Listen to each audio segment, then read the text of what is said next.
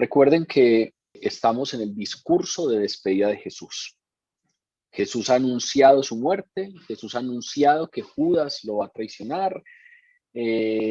Los discípulos se encuentran un poco asombrados por todo esto y Jesús comienza un discurso ya desde el capítulo 14.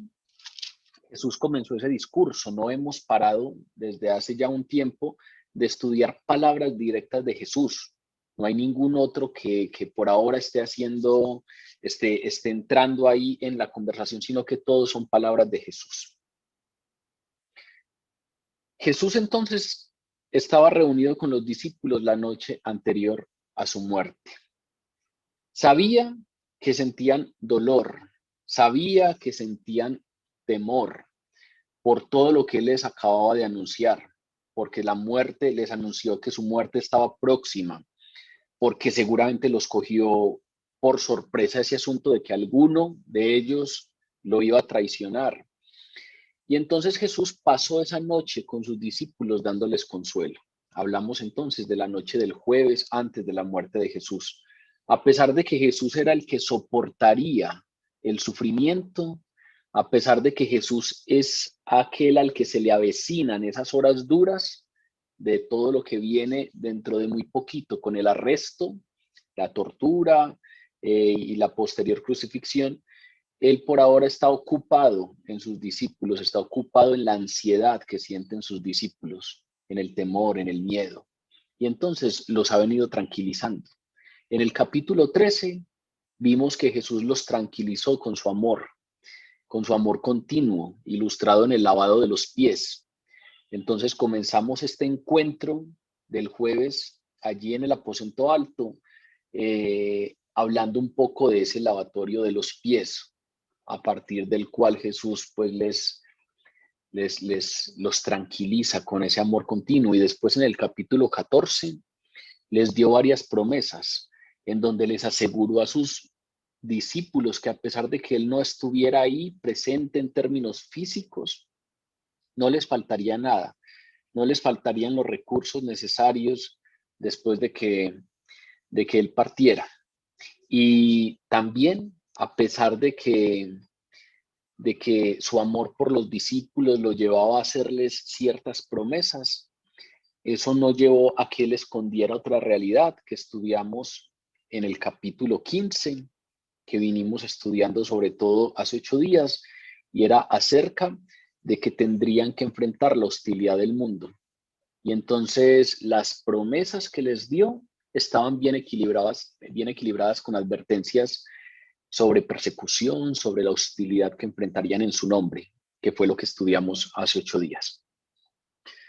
Pero resulta que los discípulos no tendrían que enfrentar esta hostilidad y esta oposición del mundo que estudiamos hace 8 días en sus propias fuerzas. En los versículos que vamos a estudiar hoy, Jesús reitera una promesa que ya había dado anteriormente.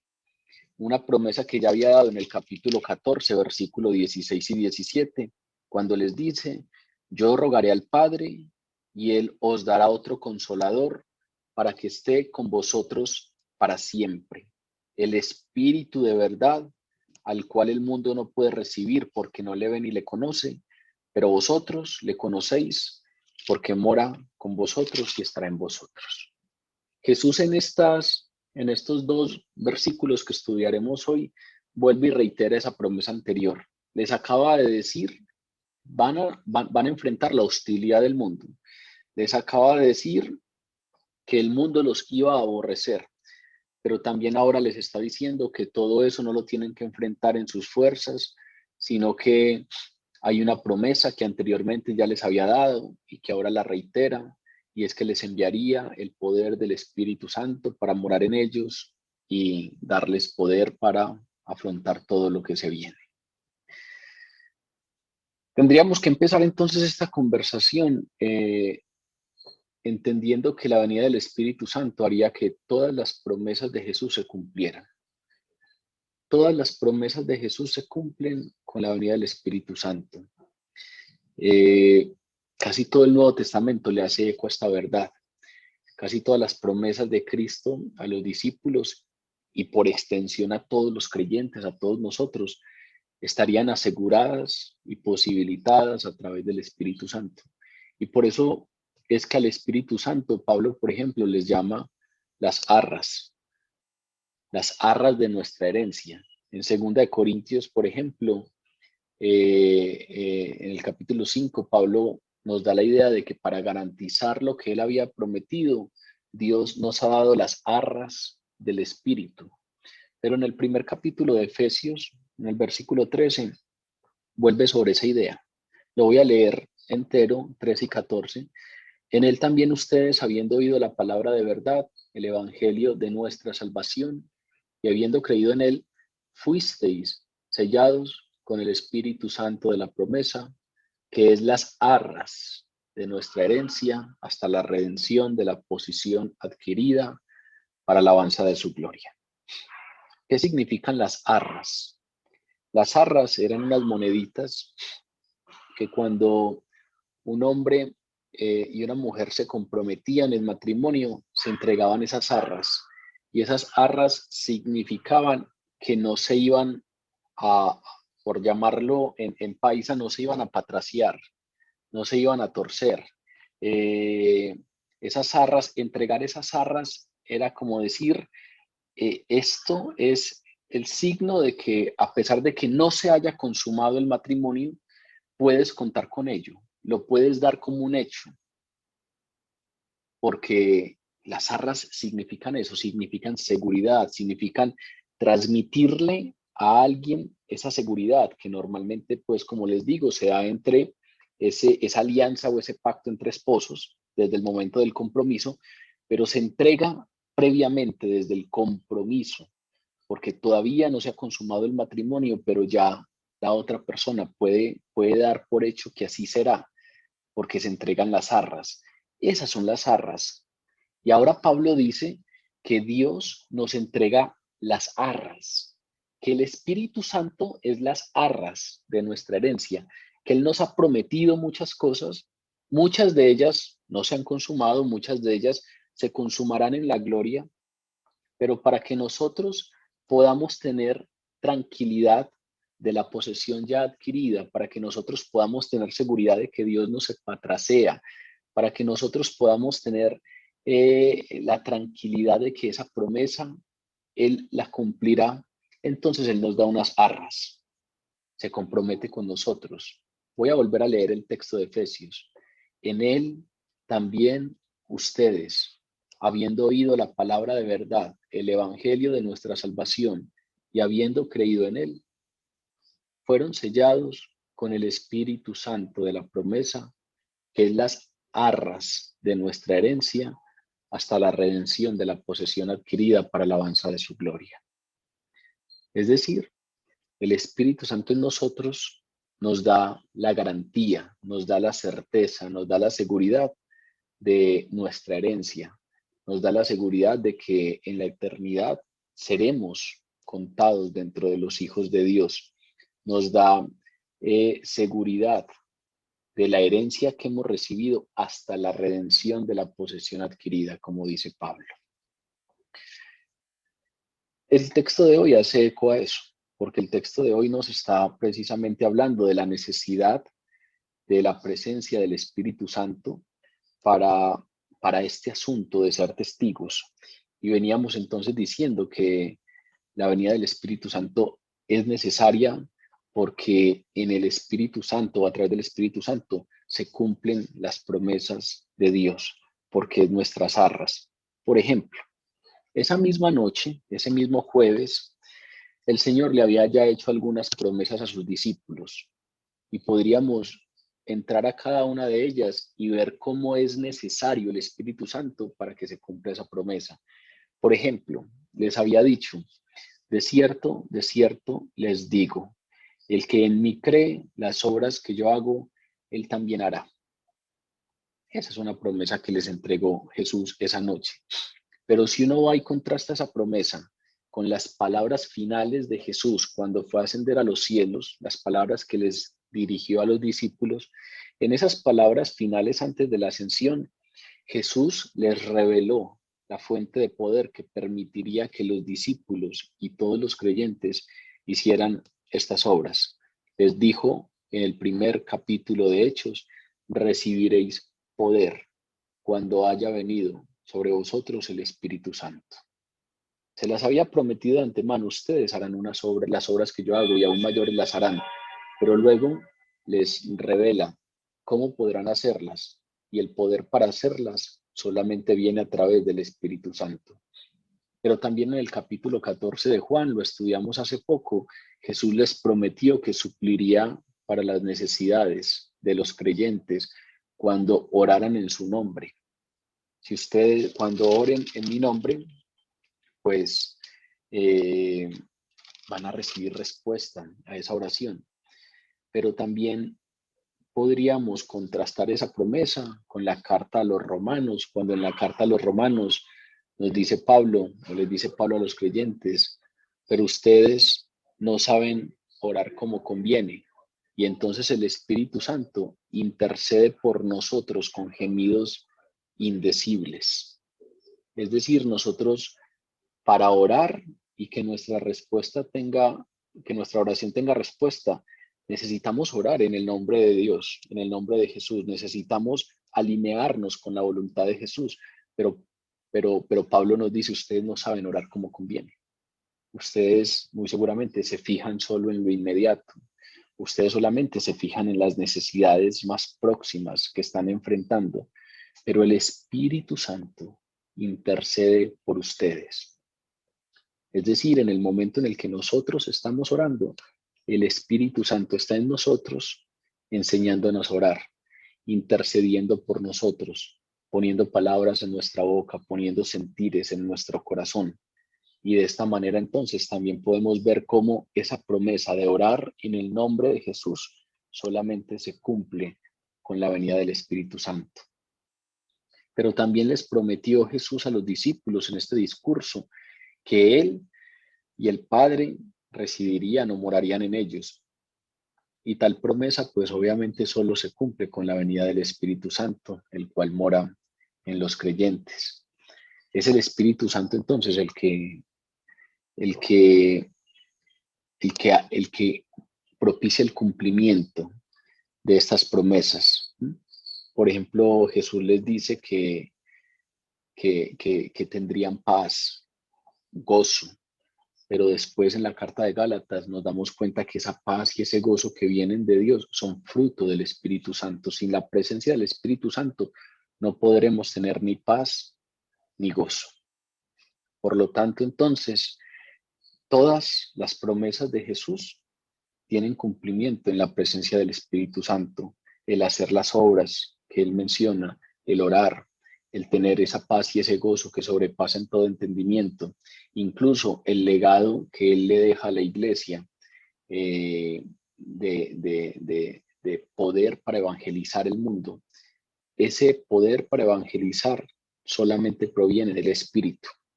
Como dice en Hechos 1:8, recibiréis poder cuando haya venido sobre vosotros el Espíritu Santo, y me seréis testigos en Jerusalén y en toda Judea y en Samaria y hasta lo último de la tierra.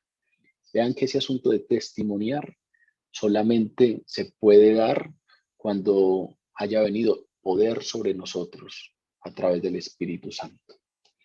Ahora, Jesús les dice que van a dar testimonio. Ahora Jesús les dice que ellos deben dar testimonio y no pueden dar testimonio sin el Espíritu. Y no pueden hablar de lo que Jesús ha hecho sin el Espíritu. Por eso es que estos dos versículos relacionan esos dos puntos. Relacionan el dar testimonio con la obra del Espíritu Santo para ese dar testimonio. Vamos a leer entonces estos dos versículos para que comencemos a abordarlos.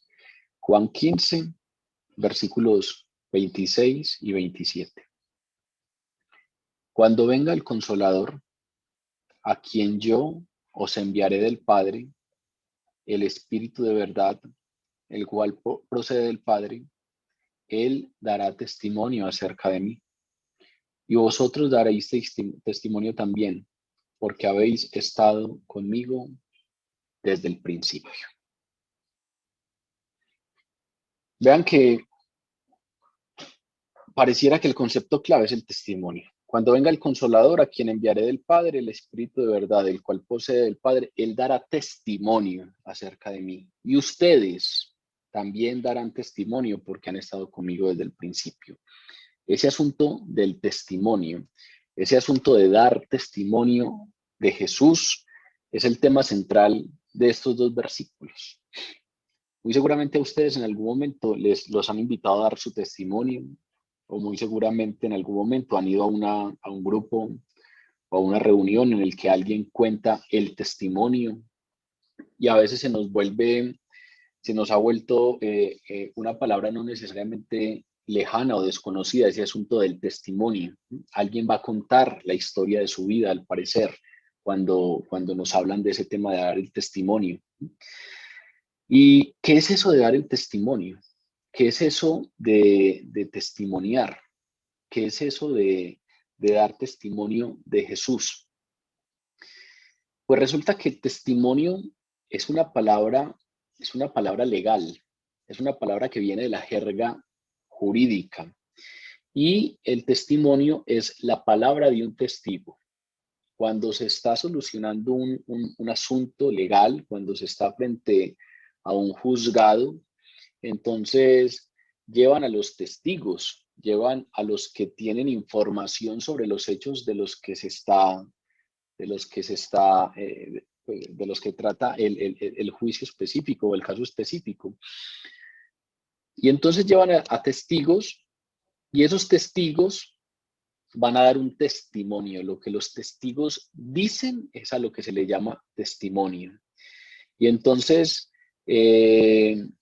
testimonio finalmente significa aquello que alguien puede decir acerca de lo que otro ha hecho o ha dicho. Entonces, un testigo en un juicio puede decir: esta persona estuvo conmigo desde tal hora hasta tal otra, y por lo tanto es imposible que esté en esa escena de los hechos porque estaba conmigo. Yo doy testimonio de que él estaba conmigo. Testimoniar es hablar de lo que otro estaba haciendo, de lo que vi que otro hizo, de lo que me consta que otro habló. Así como también uno puede decir: yo puedo dar testimonio de que esta persona faltó en el pacto a esta otra, o golpeó a esta otra, o cometió tal delito. Pero vean que esa palabra testimonio directamente habla de otro. No es que yo cuente mi testimonio. Contar mi testimonio es hablar de lo que otro ha hecho, de lo que otro ha dicho, de lo que otro, cómo ese otro ha actuado. Y entonces es una jerga más desde el punto de vista jurídico. Es la versión de los testigos a lo que nosotros le llamamos testimonio. En este evangelio, pues nos hemos referido en diferentes ocasiones a cómo se autoidentifica Jesús o automanifiesta Jesús. Por ejemplo, Jesús dice: yo soy el pan de vida. ¿Eso qué quiere decir? Eso es lo que dice Jesús acerca de sí mismo: yo soy el pan de vida, yo soy la luz del mundo, yo soy la puerta por la que entran las ovejas, yo soy el buen pastor, yo soy la resurrección y la vida. Yo soy el camino, la verdad y la vida. Yo soy la vid verdadera, que fue como comenzamos este capítulo 15. Venimos entonces hablando de cómo Jesús se autodefine. Ahora resulta que Jesús nos define a nosotros, nos identifica a nosotros, y la manera como nos identifica es que nosotros somos testigos. Nosotros somos testigos de lo que Él hace. Nosotros somos testigos de lo que Él dice. Y por lo tanto, entonces nos dice: ustedes están llamados a ser testigos. Y los testigos no se quedan callados, porque un testigo, cuando se lleva a un juicio, es para que presente declaración. Y entonces ustedes han sido llamados a ser testigos. ¿Qué significa eso? Han sido llamados a dar testimonio. Y por lo tanto, esa es la identidad con la que Jesús nos llama en este versículo.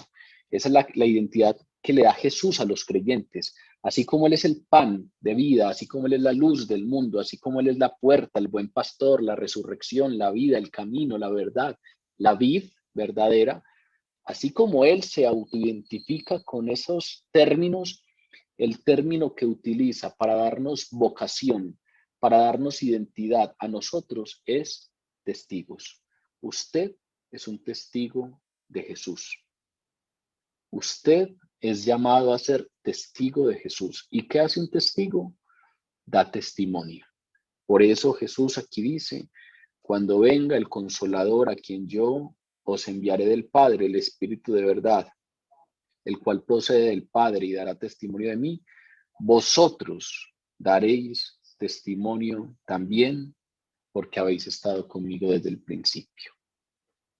Un testigo entonces es aquel que da testimonio. Un testigo es entonces aquel que puede hablar de lo que otro ha hecho, porque lo vio, porque lo oyó, porque lo experimentó.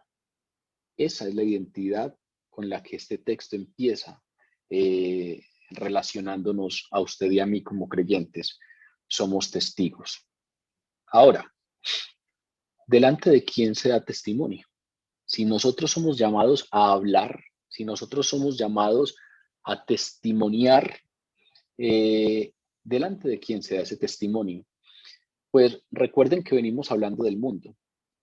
Hace 8 días hablamos del mundo, hablamos de que el mundo los aborrecerá porque aborreció antes a Jesús. Hablamos de la hostilidad del mundo, hablamos de que hay 2 sistemas, de que están los hijos de Dios y que están los hijos del mundo o los que están en el mundo. Hablamos de que más adelante en el versículo 17 Jesús marca una clara diferencia cuando ora al Padre por nosotros.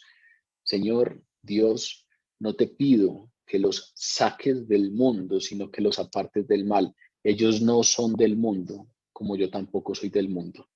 Entonces Jesús aquí nos está dando, obviamente, una identidad inicial y es no ser del mundo. Y ahora nos dice, ustedes que no son del mundo, deben testimoniar, deben ser mis testigos. ¿Y delante de quién deben ser testigos? Pues delante del mundo. Venimos hablando del mundo, venimos hablando del contraste que marca Jesús entre los hijos de Dios y el mundo. Y aunque aquí en estos 2 versículos no se declara explícitamente que el testimonio se da al mundo, pues queda implícito que el testimonio de los creyentes sobre Jesucristo es al mundo, es a los pecadores, es a aquellos que aún no han creído en Jesucristo, porque el contexto inmediato de estos 2 versículos lo deja claro. Y fuera de eso, el contexto que sigue a continuación lo deja claro. Los versículos del 18 al 25 de este capítulo nos hablan del mundo, pero fuera de eso, cuando comencemos a abordar el capítulo 16, desde el 1 hasta el 11, nos vamos a dar cuenta que siguen hablando del mundo. Estos 2 versículos que estamos abordando hoy están antecedidos por el tema del mundo y están y el tema que continúa, el tema que sigue a continuación, sigue siendo el mundo. Está ahí como ensanduchado en esos 2 puntos en los que se aborda el mundo. Y entonces ese contexto general en el que se declaran estos 2 versículos nos permite entender que implícitamente queda claro que el testimonio es a ese mundo del que no se nos está hablando. Es decir, en medio del mundo, el papel de todo cristiano es dar testimonio. En medio del mundo, el papel de todo cristiano es ser testigo. Contar lo que otro, Dios en este caso, ha hecho y ha dicho. Y esto puede parecer muy obvio. Esto puede parecer que claro, que ya lo sabemos y que por eso es que en los grupos contamos testimonios. Puede parecer un asunto básico, pero resulta que la realidad es que muchos cristianos no confrontamos al mundo con el evangelio. Muchos cristianos no estamos asumiendo esa identidad o ese papel de confrontar al mundo a través de un testimonio, es decir, a través de contar lo que otro ha hecho, lo que otro ha dicho, de contar lo que Dios ha hecho y ha dicho, que es directamente lo que manda Jesús entonces en estos versículos. Claro, en el contexto en el que venimos hablando, hay una primera conclusión que puede salir a la luz y es el testimonio suyo en el mundo, muy seguramente enfrentará oposición y hostilidad. Pues de eso venimos hablando. Jesús les dice, el mundo los va a aborrecer y no los va a aborrecer por quedarse callados, los va a aborrecer precisamente porque ustedes darán testimonio. Y entonces sabemos que el mensaje, el testimonio de cada uno de los cristianos es muy seguro que enfrente oposición y hostilidad. Sin embargo, eso no quiere decir que no haya una responsabilidad nuestra en ser audaces, en ser convencidos al hablar, al dar testimonio, pero fuera de eso, eso le da total justificación a cómo comienza el primer versículo. Ese entender la hostilidad y ese entender la oposición que el testimonio del cristiano enfrentará, pues deja claro que ese testimonio no se puede hacer sino con el poder del Espíritu. Ese testimonio debe convencer y hay claridad de que eso no puede darse sino con el poder del Espíritu. Y fuera de eso, ese testimonio tiene que ser de alguien que haya sido nacido de nuevo, de alguien que haya experimentado la presencia de Dios, de alguien que haya experimentado las promesas de Dios, de alguien que pueda venir en oración y sepa que es el Espíritu Santo el que guía esa oración, de alguien que haya experimentado la paz y el gozo que sobrepasa todo entendimiento. Y sabemos que ninguna de esas cosas, ni la regeneración, ni la experiencia de Dios, ni la oración, ni la experimentación de ese paz y ese gozo se dan sin el Espíritu Santo. Por eso son dos cosas que están totalmente relacionadas, imbricadas. Por eso Jesús comienza diciendo, cuando venga el Consolador, no van a poder hacerlo antes. Ustedes no van a poder dar testimonio de mí antes, pero cuando venga el Consolador, cuando Él venga, que yo se los enviaré del Padre, que es el Espíritu de verdad, el cual procede del Padre y dará testimonio de mí, entonces ustedes darán testimonio también porque han estado conmigo desde el principio. Ahora, comencemos entendiendo un poco las primeras, la estructura con la que nos lo dice la palabra. Cuando venga el Consolador, a quien yo os enviaré del Padre, el Espíritu de verdad, el cual procede del Padre. Vean que hay como una insistencia de Jesús en decir, es que el testimonio y el poder para testimoniar vienen del Padre. Cuando venga el Consolador, que yo les enviaré del Padre, el Espíritu de verdad, el cual procede del Padre, entonces ustedes podrán dar testimonio de mí.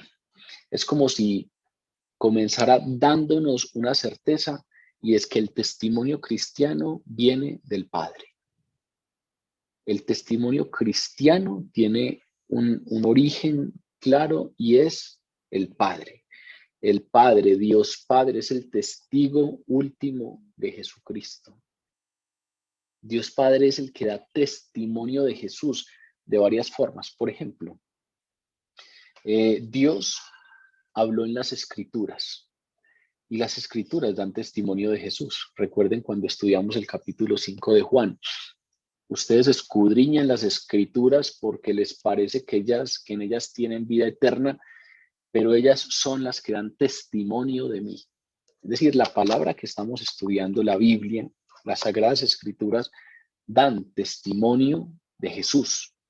Las Sagradas Escrituras hablan de lo que Jesús ha hecho y ha dicho. Y entonces podríamos empezar a entender que la constitución de todo este libro, en donde Dios ha hablado a través de profetas, a través de historiadores, a través de poetas, a través de evangelistas, a través de apóstoles. La constitución de todo este libro, pues finalmente es un testimonio de Jesús. Es un testimonio porque habla de lo que Él ha hecho y de lo que ha dicho. Y esto viene del Padre. Pero también las obras de Jesús, dice Jesús, que dan testimonio de Él. También en el capítulo 5 lo estudiamos, cuando Jesús dice las obras que el Padre me dio para que cumpliese, esas mismas obras son las que yo hago y dan testimonio de mí, de que el Padre me ha enviado. Es como si nos estuviera diciendo las obras que yo hago, los milagros, las señales que hago entre ustedes, son obras que me mandó a hacer el Padre para dar testimonio de mí. Es como si ese fuera el testimonio del Padre. Es como si a través de esas obras el Padre estuviera diciendo, sí, lo que dice Él es verdad. Lo que dice Él acerca de quién es verdad. Obviamente en el tema de la palabra y en el tema de las obras es un poquito menos directo, pero en el Evangelio tenemos los testimonios directos del Padre. ¿Recuerdan en el bautismo de Jesús y después en la transfiguración, cuando nos narra el Evangelio que hubo una voz en el cielo que decía, este es mi Hijo amado en quien tengo complacencia? Él es mi Hijo. Él es Dios, Él es quien dice ser. Él es el Mesías que había de venir, escúchenle. Ese es el testimonio del Padre. A veces a través de la palabra de los profetas, a veces a través de la palabra de los evangelistas, de los apóstoles, a veces a través de las obras y las señales que hizo Jesús, las obras milagrosas, pero a veces también de manera directa. En el bautismo y en la transfiguración está el mensaje directo del Padre. Este es mi Hijo amado. Sobre ese tema de la transfiguración hay un texto muy interesante en la segunda carta de Pedro, cuando Pedro, al parecer reflexionando sobre esa experiencia de la transfiguración, dice, porque no os hemos dado a conocer el poder y la venida de nuestro Señor Jesucristo siguiendo fábulas artificiosas. No hemos hablado de Jesús siguiendo cuentos y fábulas, no, sino que lo hemos hecho como habiendo visto con nuestros propios ojos su majestad. Pues cuando él recibió de Dios Padre honra y gloria, le fue enviado desde la magnífica gloria una voz que decía, este es mi Hijo amado en el cual tengo complacencia. Y nosotros oímos esta voz enviada del cielo cuando estábamos con él en el Monte Santo. Es decir, Pedro aquí está haciendo las veces como si fuera uno de los que están allá sentados en el juzgado y Dios Padre está como testigo y testimonió y dijo, este es mi Hijo amado. Y el testimonio de Dios Padre convenció a Pedro. Y entonces Pedro aquí está diciendo, nosotros no hemos venido a darles a conocer a Jesús como siguiendo fábulas artificiosas, como siguiendo cuentos sacados de los cabellos. No, nosotros hemos venido a presentar a Jesús como habiendo visto con nuestros propios ojos su majestad. ¿Por qué? Porque él recibió poder del Padre, el cual le fue enviado desde la magnífica gloria en una voz que decía, este es mi Hijo amado, en el que tengo complacencia. Y yo oí esa voz, nosotros oímos esa voz, dice Pedro, cuando estábamos con él en el Monte Santo. Yo oí ese testimonio, yo oí a ese testigo que daba una evidencia, que daba una declaración sobre quién era Jesús, y por ese testimonio creí. Vean que Dios Padre es testimonio de Jesús. Por eso, aquel que viene a dar testimonio, que es el Espíritu Santo, procede del Padre, porque viene con todo el testimonio del Padre, viene a mostrar, a entregar, a revelar lo que el Padre tiene para decir de Jesús. Pero no solamente este texto entonces nos viene diciendo, cuando venga el Consolador a quien yo os enviaré del Padre, el Espíritu de verdad, el cual procede del Padre, no solamente nos dice, es que esto que van a recibir, todo esto que viene para que puedan dar testimonio, procede del Padre, sino que también nos dice acerca de quién es ese testimonio. Y esa segunda parte del versículo 26 nos da claridades acerca del objeto del testimonio. Él dará testimonio de mí. Cuando venga el Consolador, a quien yo os enviaré del Padre, el Espíritu de verdad, el cual procede del Padre, Él dará testimonio. ¿Sobre quién? Sobre mí. ¿Acerca de quién? Acerca de mí. El testimonio que trae el Espíritu Santo a nosotros desde el Padre es sobre Jesús. Otra vez, parece obvio. Otra vez es un asunto y un tema que parece trillado y ya comprendido, pero resulta que nosotros muchas veces hablamos de muchas cosas menos de Jesús. Nosotros muchas veces conocemos y hablamos mucho de cosas que está bien hablar, de vida de santos, de devociones específicas a santos específicos, pero muchas veces ahí se nos va la atención y muchas veces hablamos de muchas otras cosas más que de Jesús, y muchas veces nuestros testimonios son de muchas otras cosas diferentes a Jesús, y pareciera que es obvio y trillado el entender que el testimonio que debemos dar es sobre Jesús, pero resulta que al parecer en la práctica terminamos hablando de muchas otras cosas menos de Jesús. El ministerio principal del Espíritu Santo en el mundo es dar testimonio de Jesús. Con esto, vean que la palabra nos está diciendo directamente que el mensaje de la iglesia no es el activismo político. El mensaje de la iglesia no es la reforma social. El mensaje de la iglesia no es la realización psicológica. El mensaje de la iglesia es Jesucristo. Se da testimonio de Jesús. Cuando uno revisa un poco algunos de los sermones de los discípulos, se encuentra esto de una manera muy clara. Si nos vamos, por ejemplo, al primer día, el primer sermón de Pedro, el día de Pentecostés, podemos entender claramente que el personaje principal ahí, en ese discurso, es Jesús. Hechos 2:32 dice, a este Jesús resucitó Dios, de lo cual todos nosotros somos testigos.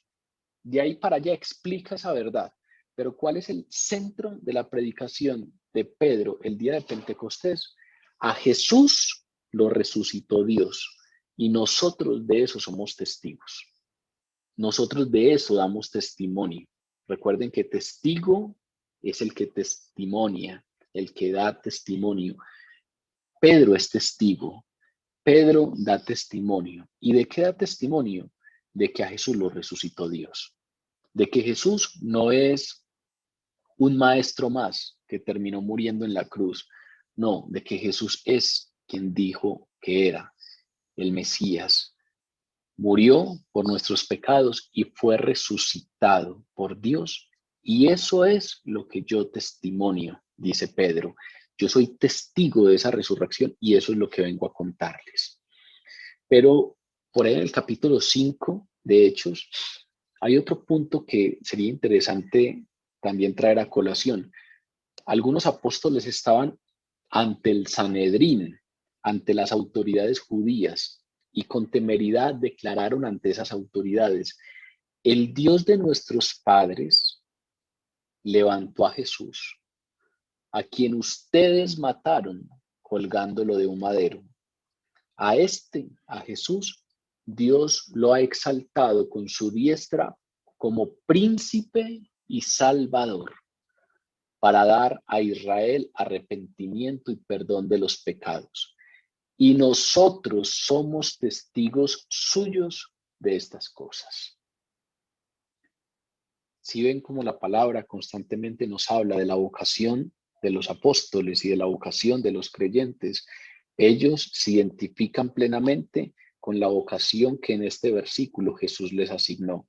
Nosotros somos testigos. Nosotros lo que hablamos no es nada que hayamos hecho.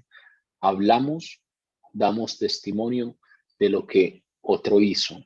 Nosotros damos testimonio de Jesús. Damos testimonio de que Dios ha exaltado a Jesús como príncipe y salvador. A ese que ustedes crucificaron, a ese que fue levantado, ese que fue dado a Israel para arrepentimiento y perdón de los pecados, de ese somos testigos. El testimonio cristiano es sobre Cristo. Parece una redundancia, pero a veces toca volver a recordarlo. Toca volver a recordárnoslo también a nosotros mismos, a mí mismo, porque a veces terminamos redundando en muchos otros temas y se nos olvida que el centro o aquello de lo que a lo que hemos sido llamados a dar testimonio es de Cristo y de lo que Dios Padre ha hecho en él, dándole entonces gloria, exaltándolo como príncipe y salvador para el arrepentimiento y el perdón de los pecados. Si ustedes revisan, hay un énfasis bíblico claro en esto. La Biblia hace un énfasis claro en ser testigos de Jesucristo. Pero a pesar de ese énfasis tan claro y tan marcado, pues gran parte de nuestras metodologías de evangelización en la actualidad se centran más bien en satisfacer las necesidades de las personas, se centran más bien en escuchar, en darle a las personas algunas palabras que quieren escuchar. Ponen en el centro las necesidades y las, las situaciones problemáticas que pueden cambiar si las personas creen. Y entonces nos centramos más en esas necesidades específicas de las personas y nuestra predicación tiene más que ver con que Dios es capaz de hacer tal cosa, Dios es capaz de transformar tu realidad, Dios es capaz de transformar tu situación laboral, tu situación familiar. Y claro, todo eso habla en parte de lo que es capaz de hacer Dios en nuestras vidas, pero eso tiene que ser tienen que ser elementos satelitales, es decir, elementos que están alrededor, elementos que le den fuerza a un mensaje central. Y ese mensaje central no puede ser otro que Cristo y su obra redentora. Cristo no murió en la cruz solo para que nosotros tuviéramos un mejor trabajo. Cristo murió en la cruz porque teníamos una deuda de pecado con Dios Padre y por lo tanto nuestra condena era estar eternamente separados de Él, y Cristo murió en la cruz para ganar perdón por nuestros pecados y que pudiésemos ser justificados delante del Padre y tener una eternidad a su lado. Claro, también se ocupa de nuestras enfermedades y también se ocupa de nuestras necesidades y también se ocupa de nuestra vida cotidiana, y eso hace parte del mensaje. Pero cuando venimos y vemos la manera como los apóstoles testimoniaban de Jesús, acerca de Jesús, daban testimonio acerca de Jesús, había un elemento claro. Y ese elemento claro no tenía que ver con las señales milagrosas necesariamente. Ese elemento claro no era Jesús sanó a un ciego y entonces por eso es el Hijo de Dios. No, el sanar a un ciego le da pie, le da peso a la declaración, pero resulta que la declaración fuerte es: Jesús murió por nosotros y resucitó, y fue resucitado por Dios Padre, y fue exaltado a la diestra de Dios Padre, y es nuestro Señor y Salvador. Y con su obra redentora ganó para nosotros justificación y perdón de los pecados. Y entonces eso, que a veces es tan difícil de creer, obviamente tiene evidencias externas. Las señales y los milagros son evidencia de que Él tenía algo especial, Las palabras de autoridad son evidencias de que él tenía algo especial. El énfasis bíblico es muy claro. Los testigos de Jesucristo testimonian acerca de la obra central de Jesucristo, que es la redención de los pecados.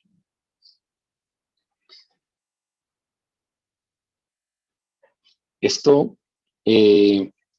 claro, aunque puede parecer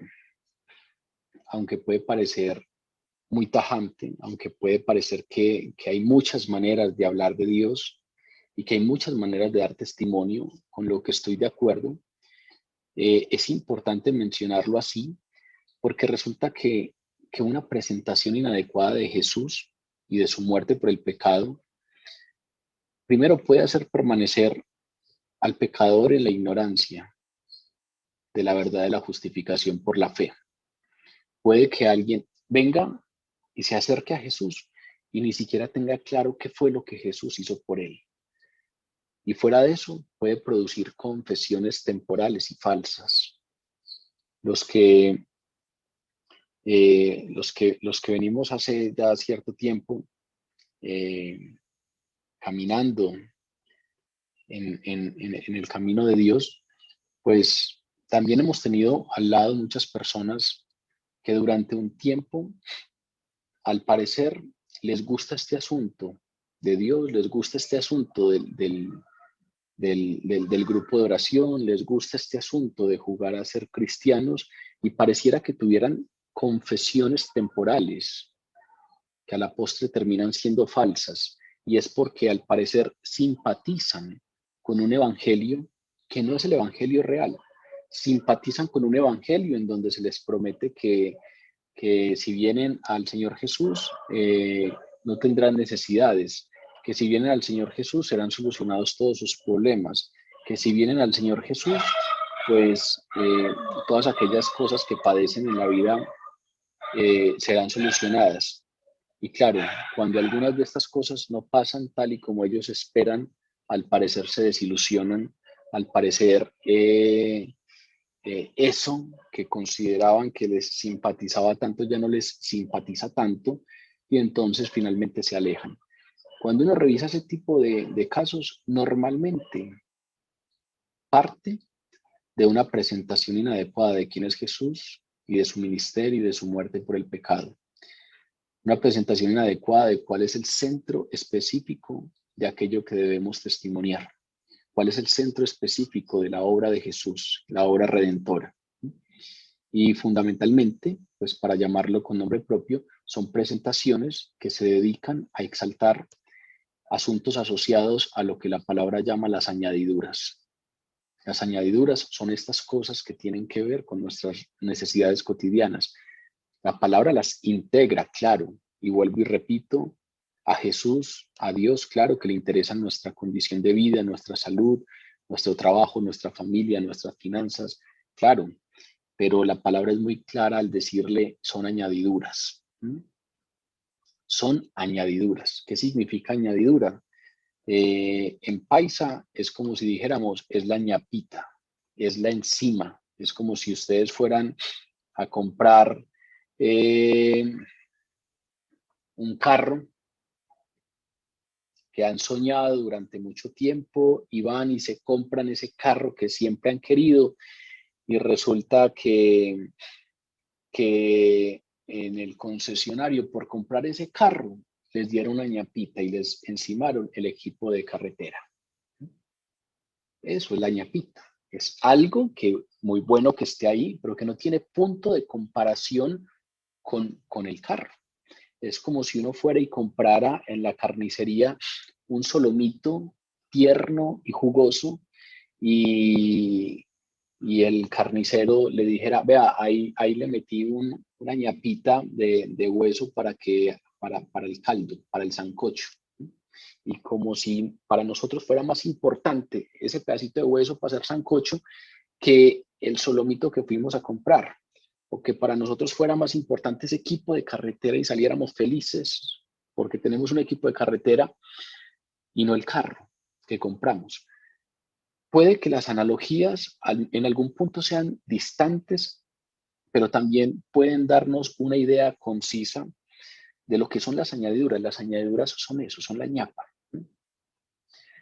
El centro es el reino de Dios y su justicia. El centro es nadie puede llegar a Dios sin la obra redentora de Jesús. Y por lo tanto, el mayor milagro que puede darse en su vida y en mi vida es que nuestras oraciones pueden ser escuchadas, que podemos tener una eternidad al lado del Padre, porque podemos venir delante de la presencia de Dios justificados por lo que Jesús hizo por nosotros. Ese es el gran milagro. Hay añadiduras, claro, hay añadiduras, pero las añadiduras deben ocupar la posición de añadidura.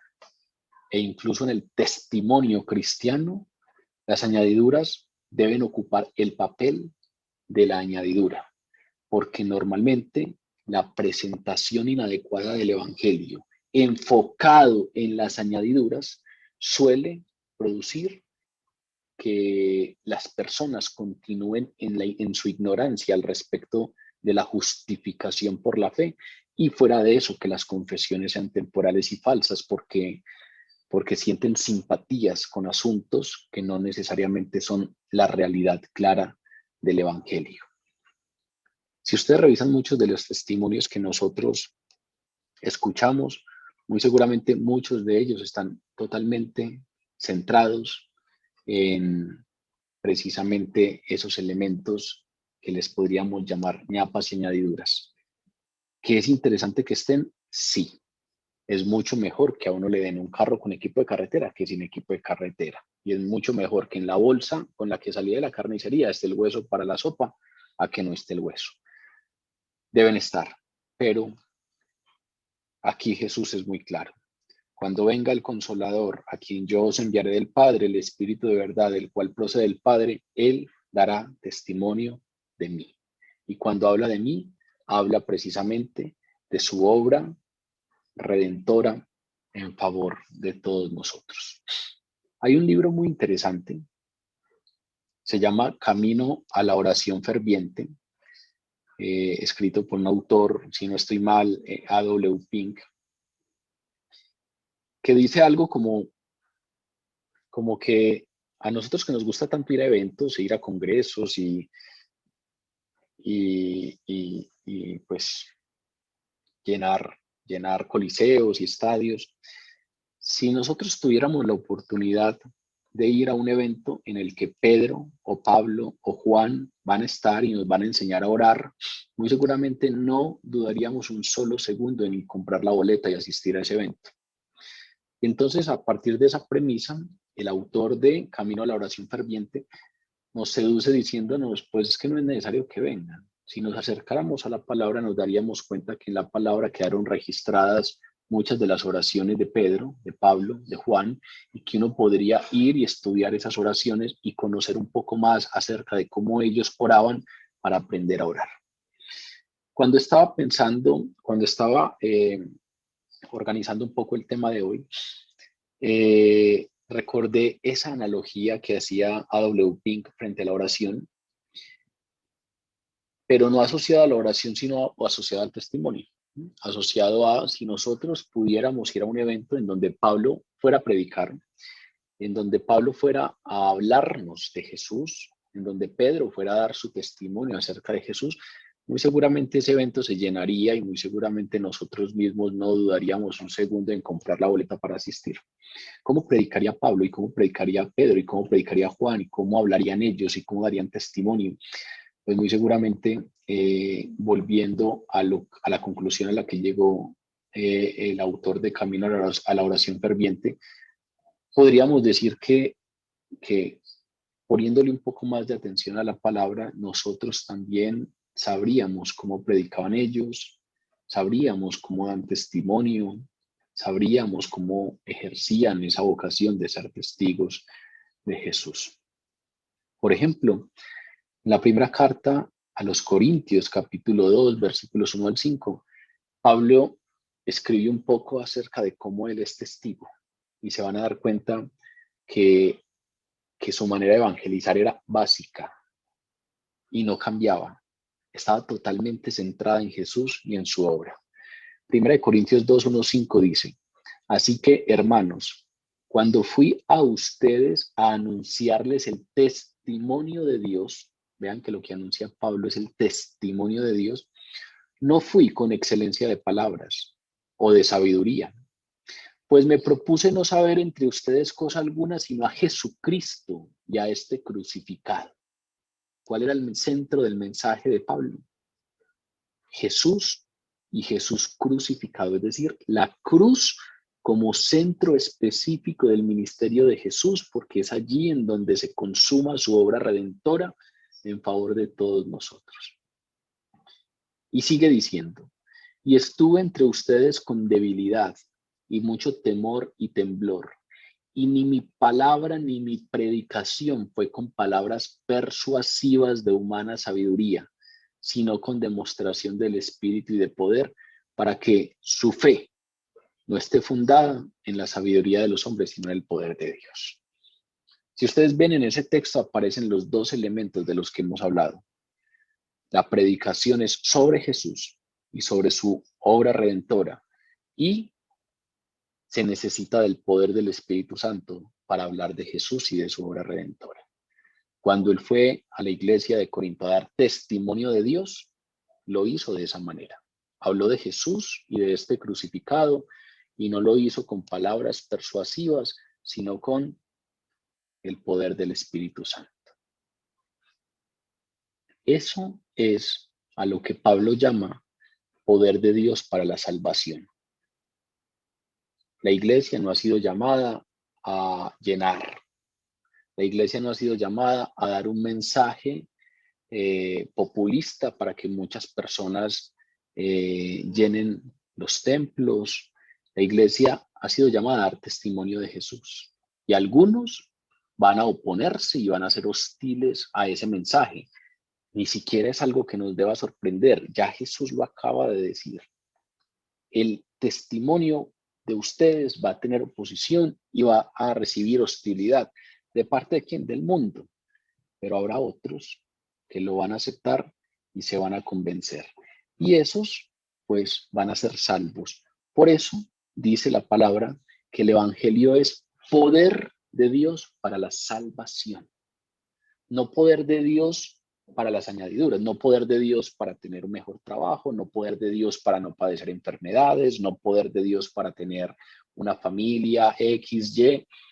Vuelvo y repito, eso le interesa a Dios y hace parte, pero el evangelio es poder de Dios para salvación, y la salvación tiene que ver con la vida eterna. La salvación tiene que ver con cuál es mi destino eterno. O estoy eternamente al lado de Dios, o estoy eternamente separado de Dios. De eso se trata. Jesús ganó para nosotros salvación, y el evangelio es poder de Dios para salvación, porque allí se anuncia a Jesús y a este crucificado a través del poder del Espíritu Santo. Si ustedes ven, en el centro del mensaje bíblico de muchos otros apóstoles y testigos de Jesús, aparece claramente el asunto del arrepentimiento como centro del mensaje. ¿Por qué? Porque es que el arrepentimiento es ingrediente para la salvación. Y entonces vamos a encontrar que en el centro del mensaje bíblico constantemente, si revisamos esos testimonios de estos testigos, está el llamado al arrepentimiento. Juan el Bautista era un testigo de Jesús. ¿Cuál era la predicación de Juan el Bautista? Retar a sus oyentes a arrepentirse porque el reino de los cielos estaba cerca. Y entonces les decía, deben dar frutos dignos de arrepentimiento, es decir, las acciones de ustedes deben ser consecuentes con su arrepentimiento, porque el reino de los cielos se está acercando. Las otras cosas están ahí, pero lo más importante es el reino de los cielos. Pongan toda su atención en el reino de los cielos y las demás cosas les serán añadidas, pero su atención en la parte central, en lo medular del asunto. ¿Cómo fue el mensaje de Jesús? Si tuviéramos la oportunidad de ir a un evento en donde Jesús estuviera predicándonos como predicaba a los judíos en su ministerio terrenal, Pues compraríamos boleta y lo llenaríamos, pero resulta que aquí ya está escrito y que podemos estudiarlo y entenderlo. ¿Cómo era el mensaje de Jesús desde el comienzo de su ministerio? Mateo 4:17. Arrepiéntanse, porque el reino de los cielos se ha acercado. Cuando el Señor envió a los 12 a predicar, les dice que los envió a que predicaran a los hombres para que se arrepintiesen. Marcos 6:12 dice que estos 12 que fueron enviados por Jesús, lo que hacían era que predicaban a los hombres que se arrepintiesen de su pecado, que volvieran la cara a Dios. Cuando los escribas y cuando los fariseos juzgaban a Jesús por juntarse con lo que ellos consideraban lo más despreciable de la sociedad, porque comía con publicanos, Jesús, ¿qué les responde? Yo no he venido a llamar a los justos, sino a los pecadores al arrepentimiento. ¿Qué fue lo que vino a hacer Jesús? Llamarnos al arrepentimiento. El arrepentimiento tiene que ver con el reino de Dios y su justicia. El arrepentimiento tiene que ver con la salvación.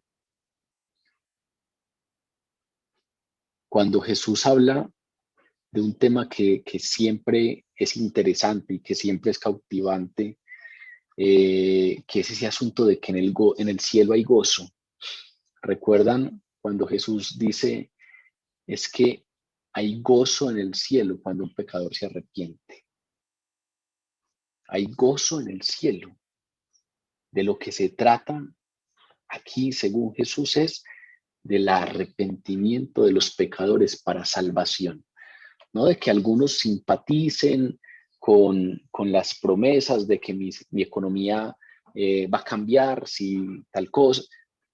Eso está ahí, hace parte, pero esa no es la promesa específica. La promesa específica es el reino de los cielos, y el gozo en el cielo es cuando un pecador se arrepiente. Y entonces el testimonio de nosotros debe estar orientado a que los pecadores se arrepientan. ¿Qué fue lo que declaró Jesús después de su resurrección? Les mandó a sus discípulos y en extensión a todos nosotros que se predicase en su nombre el arrepentimiento y el perdón de pecados a todas las naciones, comenzando desde Jerusalén. Y si ustedes revisan, la iglesia naciente, la iglesia del primer siglo, obedeció este mandato y predicó el mensaje de arrepentimiento. Si nos vamos a revisar los sermones de la iglesia del primer siglo, que casi todos están en Hechos de los Apóstoles y en las cartas, en las cartas de Pablo, de Pedro, de Juan, de Judas, de Santiago, el mensaje de ellos era el mensaje de arrepentimiento. ¿Cuál fue la conclusión del primer sermón de la historia de la iglesia? El primer sermón de la historia de la iglesia fue precisamente ese sermón que dio Pedro el día de Pentecostés. La conclusión de ese primer sermón que aparece en el capítulo 2 de Hechos es la siguiente: arrepiéntanse y bautícese cada uno de ustedes en el nombre de Jesucristo para perdón de los pecados y recibirán el Espíritu Santo. Esa es la conclusión, ese es el enfoque de estos testigos. Arrepiéntanse y bautícense en el nombre de Jesús para que sus pecados sean perdonados, para que tengan salvación, para que reciban las arras. La presencia del Espíritu Santo, ¿qué es? Las arras de la herencia que tenemos en el reino de los cielos por el sacrificio de Cristo Jesús, el que ganó allí donde ganó esa salvación para nosotros y esa herencia como hijos de Dios para nosotros. La iglesia naciente predicaba el arrepentimiento. Si nos vamos al segundo sermón de la iglesia, ese segundo sermón que aparece en Hechos 3 dice lo mismo. Así que arrepiéntanse y conviértanse para que sean borrados sus pecados, para que vengan a la presencia del Señor a tiempos de refrigerio, a tiempos de gozo, a tiempos de tranquilidad. Arrepiéntanse y conviértanse. Eh, ese es el enfoque ese es el enfoque del testimonio de estos testigos. Arrepiéntanse y conviértanse. Muchas veces hemos hablado de ese término, conviértanse, que tiene dos ideas básicas en el griego. La una es la idea de metanus, que significa ir más allá del nous, metanus. El nous para los griegos era la forma de pensar. Y entonces el conviértete tiene que ver con ir más allá de nuestra forma de pensar. Y en ocasiones, pues pareciera que nosotros estimamos tan poco el poder del Evangelio que creemos que la única manera de ofertarlo, o la única manera de entregarlo, o la única manera de testimoniarlo es en función de la forma de pensar normal del mundo, cuando finalmente el conviértete, que es a lo que llama el arrepentimiento, es ir más allá del nous, estás preocupado por algunas situaciones acá, algunas situaciones de tu vida cotidiana, pero cuando esa persona se encuentra con Jesús y con lo que ha hecho Jesús en su vida y lo que ha ganado Jesús para su eternidad, muy seguramente estas cosas serán añadiduras e irán mucho más allá de su forma de pensar. ¿Recuerdan ese testimonio que les he contado que siempre me ha impresionado? Cuando un señor llegó al grupo de oración en el que nos congregábamos y expuso todos los problemas que tenía y le pidió a alguno que orara por él. Y luego a los días, cuando volvió, estaba sorprendido de lo que estaba pasando. Y resulta que cuando se le preguntó por cada uno de sus problemas, los problemas seguían igual, pero él sentía que había una diferencia. Por ejemplo, decía, no sé qué me pasa, tengo una paz y un gozo por dentro, que a pesar de que todo sigue igual y tengo los mismos problemas, que eran problemas serios, decía, ahora duermo. A pesar de que todo sigue igualito, ahora duermo. Es como si estuviera experimentando algo, que es la presencia del Espíritu Santo, esa paz y ese gozo que sobrepasa todo entendimiento, que, que aunque, claro, le preocupaba todo eso, se daba cuenta que había algo aún mayor que le había sido dado. Y por lo tanto, estas cosas, a pesar de que eran importantes, no eran tan importantes como la redención y como lo que había ganado Jesús a través de su sangre. Epistrepo es la otra connotación de conviértete, y el epistrepo es regresar. Y el epistrepo es dar una vuelta de 180 grados. Yo iba para esa dirección y epistrepo es cambiar de dirección y devolverse. Conviértete es eso.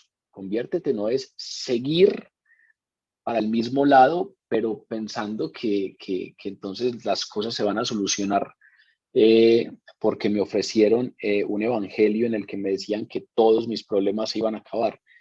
El evangelio lleva a la conversión, que es ir más allá del nous y caminar en dirección contraria, epistrepo. Todos los testimonios de los testigos de Jesús registrados en la Biblia tienen como centro la obra redentora de Jesús y llaman a la conversión y al arrepentimiento. Eso es algo muy claro en la palabra. La palabra exige que los creyentes rompan con la vida que llevaban. Es el Espíritu Santo el que lo hace y sigan a Cristo. Sin embargo, entonces, sé que puede sonar cansón y repetitivo. No está de más que pongamos atención en nuestro testimonio, porque muchos de nuestros métodos para evangelizar en la actualidad hacen énfasis en cosas distintas a la obra redentora de Jesús y fundamentalmente se enfocan más en la posibilidad de satisfacer nuestras necesidades.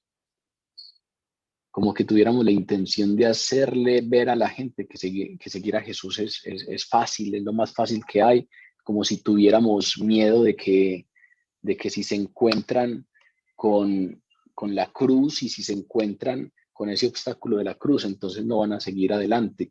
Incluso en nuestros métodos de evangelización hoy en día se ha hecho popular una perspectiva que le han denominado la misericordia amplia.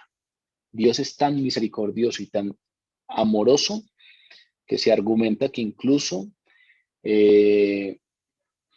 las personas no deben conocer el Evangelio o creer en Jesús para ser salvas, porque Él es muy misericordioso y muy amoroso. El que Él tenga misericordias especiales con algunas personas es cosa de Dios, pero el mandato o la labor de nosotros es muy clara y es: las personas deben conocer la obra de Jesús y el centro de lo que testimoniamos debe ser la obra de Jesús. Hay una ilustración memorable que creo que con eso podríamos cerrar un poco esta parte, que la palabra nos la dejó registrada en el capítulo 18 de Lucas, y es el método de evangelización de Jesús cuando se encuentra con el joven rico. Ustedes se han puesto a pensar en Jesús como evangelizador y sobre todo cuando se encuentra con ese joven rico. Ese joven rico parecía el prospecto ideal para evangelizarlo. Era devoto externamente, era un hombre religioso, pero sabía que le faltaba algo a su vida. Ya tenía ahí la comezón de que algo faltaba. Y eso lo llevó a preguntar: Maestro bueno, ¿qué debo hacer para heredar la vida eterna? No solamente tenía comezón, sino que estaba alineado. A él no le interesaban las añadiduras. Él da la pregunta concreta: ¿qué debo hacer para heredar la vida eterna? No era una pregunta teológicamente abstracta. Tenía una necesidad concreta, la sentía profundamente.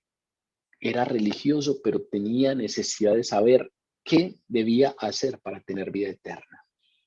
Fuera de eso, no solamente tenía esa pregunta, que es la pregunta correcta, sino que era diligente buscando la respuesta. Y entonces, haciendo caso omiso de lo que pudiera pensar la multitud que había allí, según lo que nos dice Marcos, fue corriendo e hincó la rodilla delante de Jesús.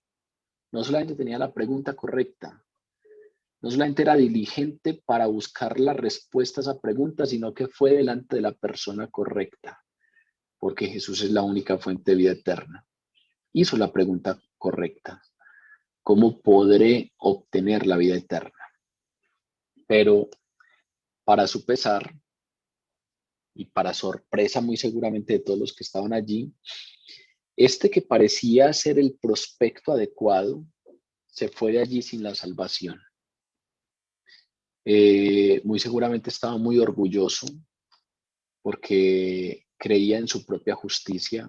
¿Qué debo hacer para heredar la vida eterna?, le pregunta a Jesús, y Jesús le dice: ya conoces la ley, cumple todos los puntos de la ley. Y él muy orgullosamente dice: ya los he cumplido todos. Entonces Jesús le dice: pues te falta uno, ve y vende todo lo que tienes y dáselo a los pobres. Y él valoraba más sus posesiones terrenales que la promesa de las riquezas celestiales. Y entonces esa fe superficial, esa pregunta correcta, ese ir a la fuente correcta, ese ser diligente buscando la respuesta, no fue suficiente para que confesara su pecado y lo dejara todo por entrar al reino de los cielos. Realmente allí no se le estaba pidiendo nada más que confesar su pecado, porque él vino delante de Jesús diciendo: yo no tengo pecado. ¿Qué tengo que hacer para heredar la vida eterna? Yo no tengo pecado. Todos los puntos de la ley los he cumplido. No confesó su pecado, no confesó su necesidad de un redentor. Y entonces Jesús le hizo ver: necesitas un redentor, porque tu corazón no está puesto en las riquezas celestiales, sino en tus riquezas terrenales. ¿Qué es esto? Era un tipo que parecía el prospecto ideal para ser evangelizado, pero quería la vida eterna en sus propios términos. Y esos no eran los términos de Dios. A veces nosotros queremos la vida eterna en nuestros propios términos. A veces la gente quiere la vida eterna en sus propios términos, que a veces no coinciden con los términos de Dios. Y según revela este relato, Jesús, lejos de querer eliminar los obstáculos que podían impedir que algunos que aún no le conocían como este joven rico llegara hasta él, erigió nuevos obstáculos. Le dijo, tienes que dejar tu, tu, tu orgullo y tu autosuficiencia en tus propias obras, y la única manera de dar la vida eterna es entender tu pecado y tu necesidad de un redentor. Jesús no le hizo fácil el asunto. Jesús no le dio palmaditas en la espalda diciéndole, sí, lo que has hecho está muy bien, ahora vamos a hacer un esfuerzo por tal cosa. Jesús se fue directo a plantear cuáles eran los términos de Dios. Y pareciera entonces que antes estuviera erigiendo nuevos obstáculos, pareciera entonces que lo que hablaba del reino de los cielos era tan claro que el que no quisiera pasar, pues no pasaba. El Señor se negó a ignorar esos asuntos espirituales, aunque, aunque conviniera en ocasiones, aunque uno podría pensar, pero ¿para qué se pone con eso? Ya era un tipo que quería, que hizo la pregunta, que se fue hasta delante de él. ¿Por qué no simplemente fue llamado a ser parte del grupo que le seguían? Porque estaba buscando los asuntos en sus propios términos. Y a veces la gente busca testimonios en sus propios términos.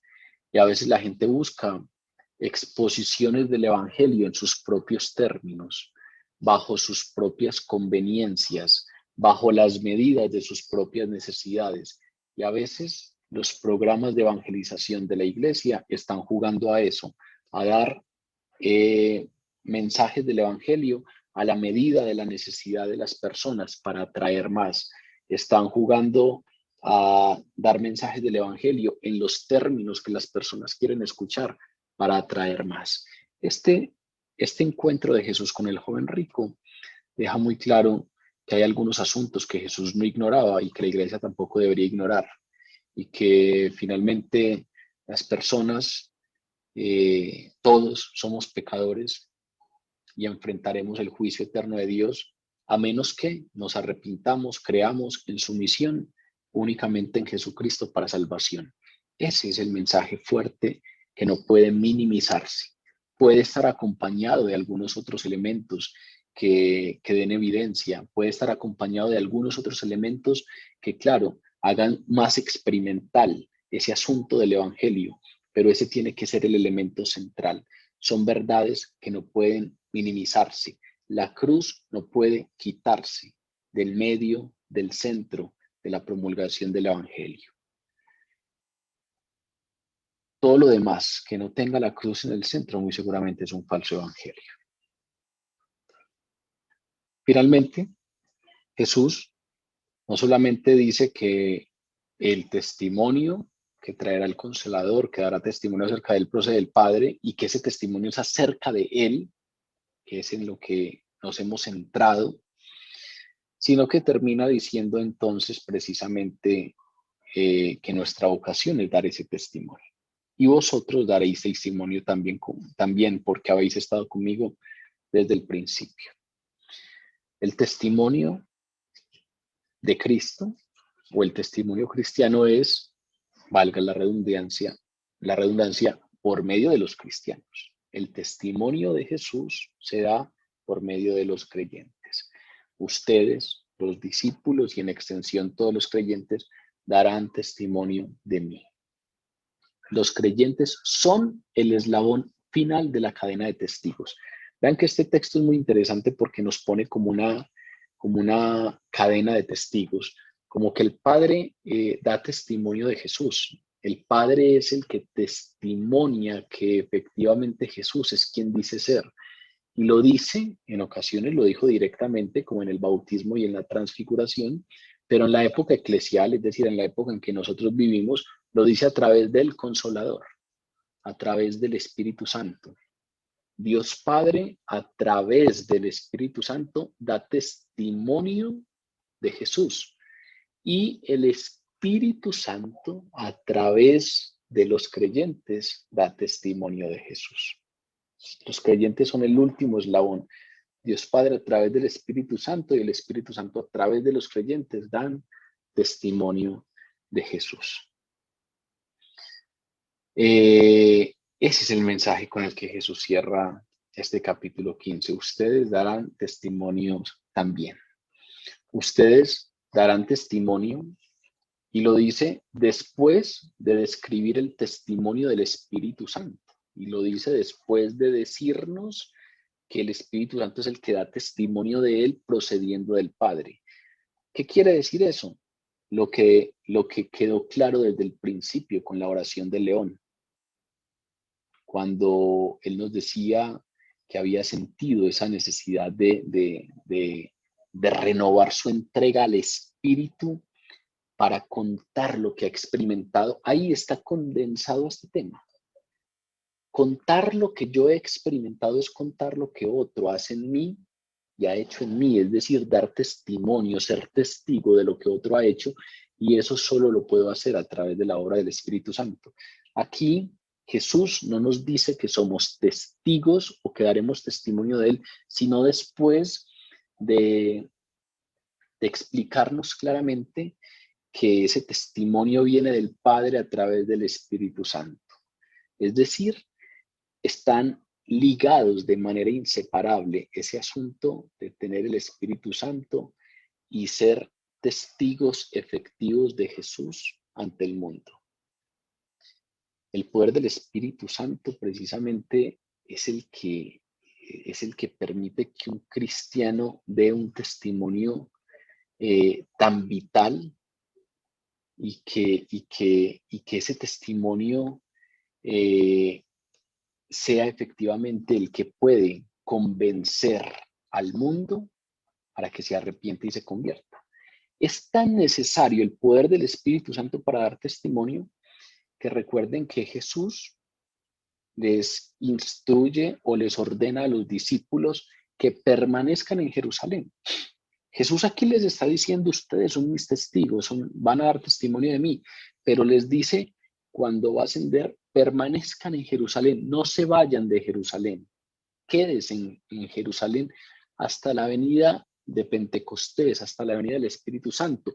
Solo después de la venida del Espíritu Santo, la iglesia es dotada de tal poder que empieza a evangelizar. Pero antes están encerrados en el aposento alto orando, esperando la venida del Espíritu Santo. Es totalmente indispensable el poder del Espíritu Santo para testimoniar, para dar testimonio cristiano. Los apóstoles, aquí nos dice Jesús, que estaban calificados para dar testimonio acerca de él porque habían estado desde el principio en su ministerio terrenal. Es decir, conocían, sabían lo que él había hecho, pero incluso a pesar de conocer, necesitaban el poder del Espíritu Santo. Pero era importante que conocieran. Ustedes darán testimonio también porque han estado conmigo desde el principio. Cuando la iglesia arranca su proceso, su obra evangelizadora, en Hechos de los Apóstoles nos narran esto. Lo primero que hacen los discípulos congregados es asignar un reemplazo a Judas. Y cuando van a buscar el reemplazo para Judas, Pedro toma la vocería y les dice a los que estaban reunidos, es necesario pues que de estos hombres que han estado con nosotros todo el tiempo que el Señor Jesús entraba y salía entre nosotros, comenzando desde el bautismo de Juan hasta el día en el que entre nosotros fue recibido arriba, uno se ha hecho testigo con nosotros de su resurrección. Hechos capítulo 1, versículo 21. Para elegir el sucesor de Judas, Pedro dice, es necesario que esa elección se haga entre uno de los que han estado con nosotros desde el bautismo de Jesús, es decir, desde que empieza su ministerio terrenal hasta que fue recibido arriba, hasta la ascensión. Con eso nos está diciendo Pedro que a ese grupo de los 12 los acompañaban otros. Habían otros que los acompañaban. Y entre esos que los acompañaban debería ser elegido el sucesor de Judas. Solo entre esos es necesario que se elija entre los que han estado juntos con nosotros todo el tiempo en que el Señor entraba y salía, comenzando desde el bautismo de Juan hasta el día en que entre nosotros fue recibido arriba. ¿Para qué? Esa persona será elegida, ¿para qué?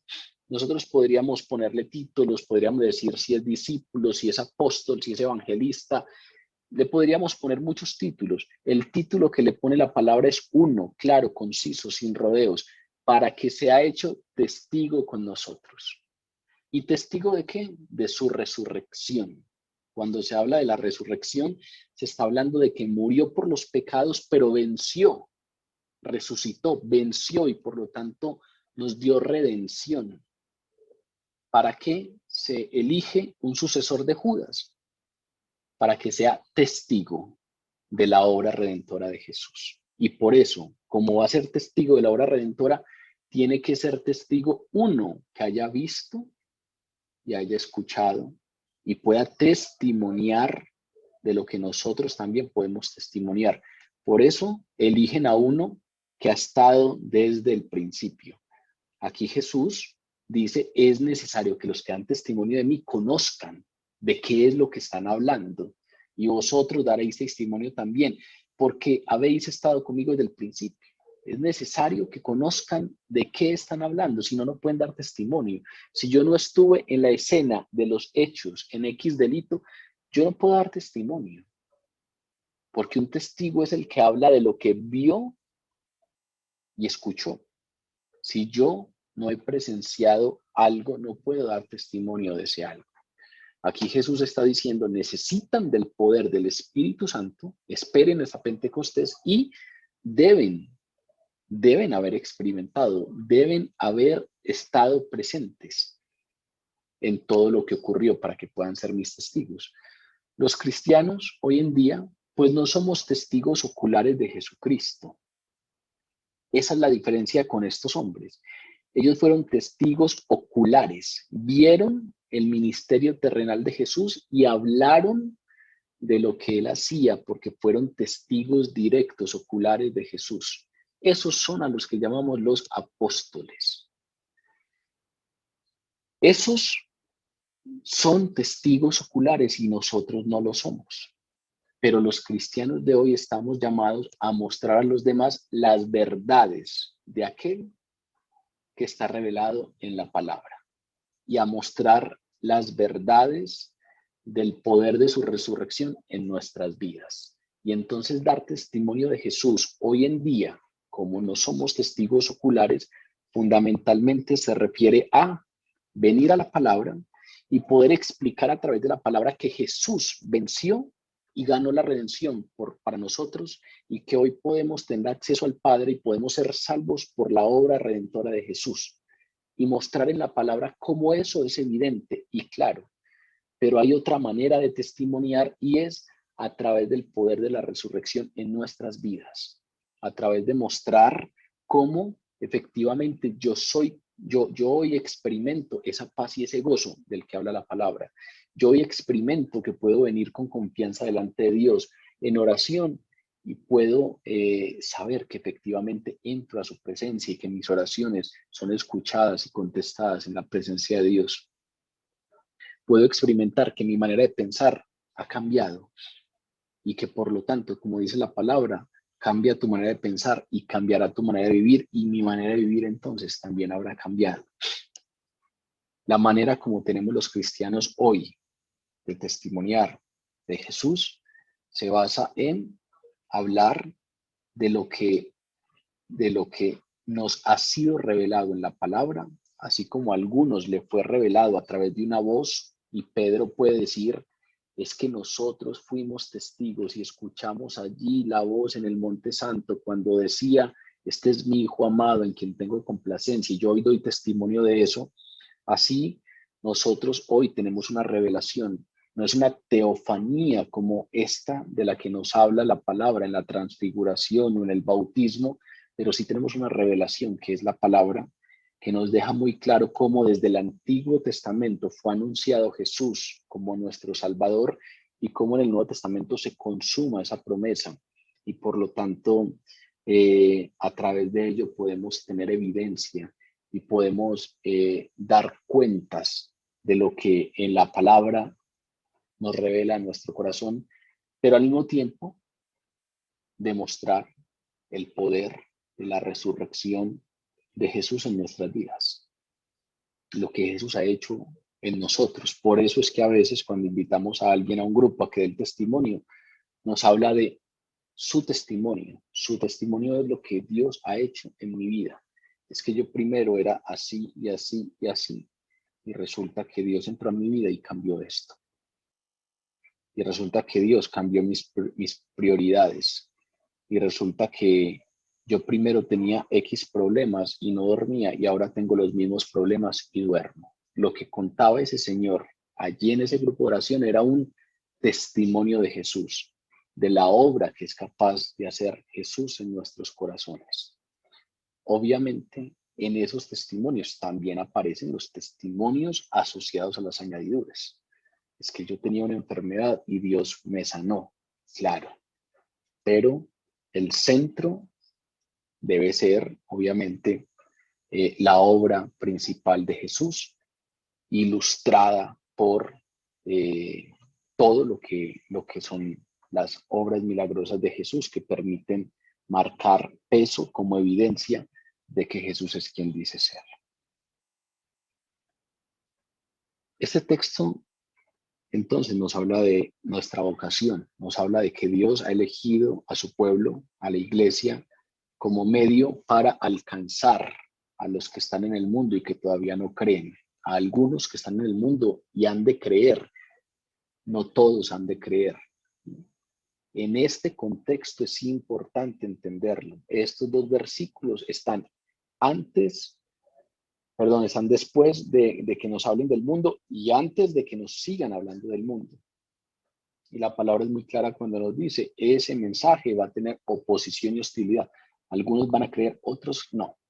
Pero allí en el mundo hay algunos que han de creer y Dios ha elegido a la iglesia, a los creyentes, a su pueblo como medio para alcanzar a esos que en el mundo han de creer y la manera como han de alcanzarlos es siendo testigos, dando testimonio de la obra redentora de Jesús a través precisamente de la palabra y de la experimentación personal de la resurrección de Jesús en nuestras vidas.